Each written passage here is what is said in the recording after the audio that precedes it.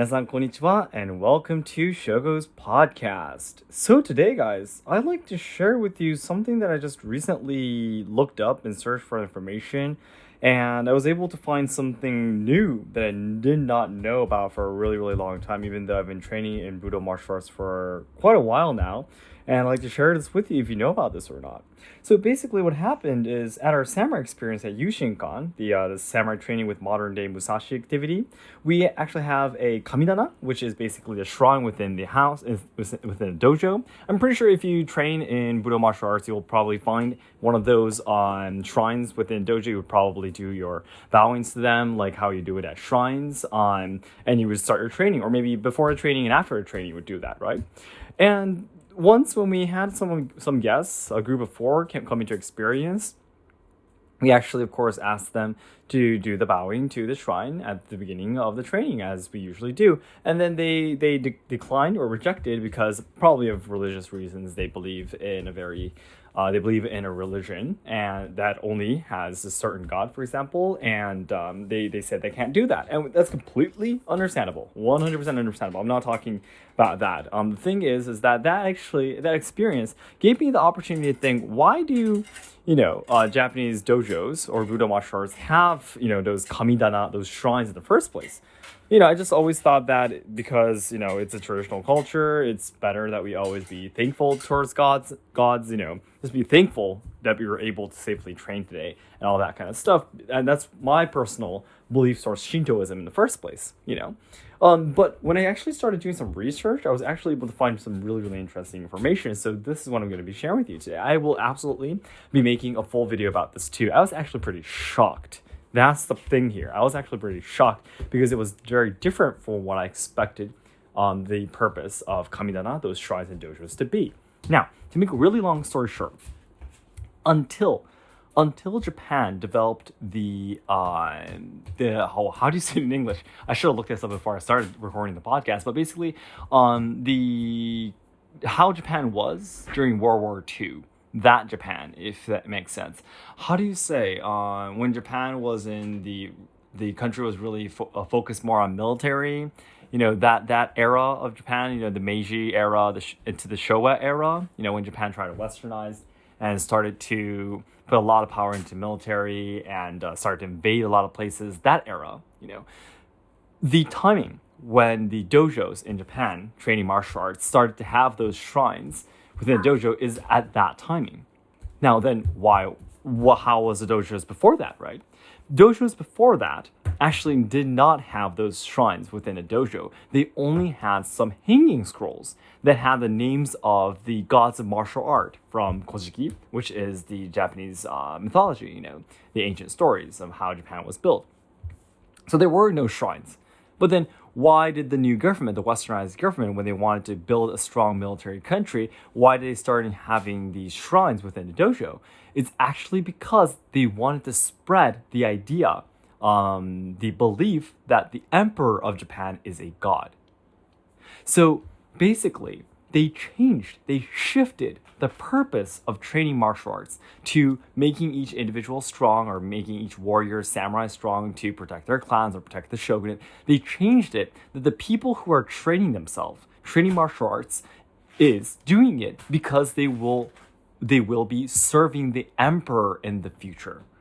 That's the reason why they started to have shrines. And that's originally the reason why modern Budo martial arts were started to be trained in that era after Japan's westernization. So I was really shocked. Japan, of course, at that time, the government started to do a lot of different measures to try to spread the belief that the emperor is a god so they can have absolute control over their people.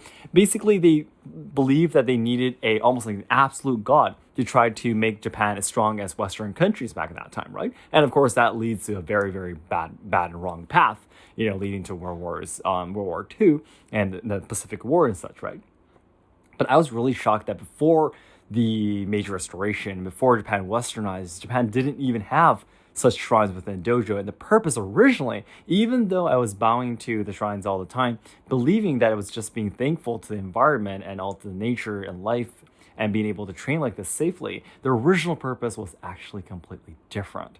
And I was shocked that even after Japan, is supposed to have overcome that terrible era of invading all the ancient countries and, fighting wars and such with countries all over the world. Even though we've kind of finally overcame it and Japan is now finally a peaceful country, it's shocking that we still kind of carry on this culture and we haven't kind of reverted it back to the time during the Edo period or before that when people trained martial arts for the gods of martial arts and not for the emperor of Japan. Now, this is a very controversial topic, to be very honest. This is something that's very difficult to explain to Japanese people because there are still people in Japan who believe that the emperor of Japan is a god, and is holy, basically sacred. I would say probably those right-winged organizations would probably call him still a holy god, and Japan is the land of the chosen by gods. That kind of belief. There are people who are like that. So I would, if I speak like this openly in public in Japanese social media, for example, I would probably be attacked very much, just like when I was attacked whenever I made videos related to the emperor or history involving that. So something that I can't, I will definitely be making a full video about this. I'll probably be thinking of the ways to explain it, not just like in this podcast channel. My podcast channel, I only have my very close friends here, as I explained before in my previous podcast, that I never want to promote this channel because this is a platform where I want to talk about the things that I want to talk about, So yeah, just, it's a really difficult, complicated thing, but this is something that I found out. And now, you might be thinking, then Shogo, are you not going to be doing your greetings or your bowings to the kamidana anymore? The answer is no. Because obviously, probably no one knows the original purpose or meaning of the kamidana anymore, the shrines within the dojos anymore. So no one is bowing to the kamidana to bow to the emperor of Japan and their training because they are meant to sacrifice their lives for the emperor. No one is probably doing it for that purpose anymore. Even the Kobudo, Asayama Ishizenryu, has a shrine inside their dojo. So you can understand that it's kind of very, very common to have it, and to bow to it is like common sense within the modern Budo world. So I think it's up to you to believe what you're bowing to, because that's the good part about Shintoism in the first place. There is no just one god. There's literally gods in everything, in water, in air, in wind, in air, in earth, in rocks, and in sand and everything, right? So I just will continue to believe that I'm bowing to those shrines just to remember that I'm thankful for my health, thankful for the environment, thankful for my instructors, for my fellow trainees and everything around me. And I'll just continue to do the bowing, believing that this is what I'm bowing to. Yeah. But I just wanted to share this with you because it was really shocking learning about the original purpose, why the dojo started to have kamidana shrines. So that's it for today. Thank you very much for listening. As I always say, the ultimate goal of my life is to make all Japan lovers' dreams come true. So I know there's a lot of people studying Japanese, willing to come to Japan to study, travel, or work, or even train our traditional culture and such. However, I am very afraid that Japan will not be able to make everyone's dreams come true in the future, because we're facing a lot of social problems, we're losing our traditional culture, and the younger generations who are supposed to be carrying on the good things about Japan are dying because of all the social issues being shoved against them. So I really want to dedicate my life trying to make Japan a better place. I want to try to solve the social problems, preserve and evolve traditional culture, and also help out the younger generations so they can have a brighter future. And to do this, the nearest goal I have right now is to make the Yushinkan Samurai experience a big success. And also, if you can check out my Ko-fi page and Suzuki merchandise page, it'd be great if you can support me through the description box, by the way, too.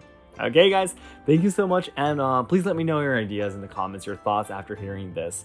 If you do have a kamidana shrine within your dojo, what you were thinking about as you do the bowing, for example, it'd be great if you can let me know your opinions. Thank you so much, guys.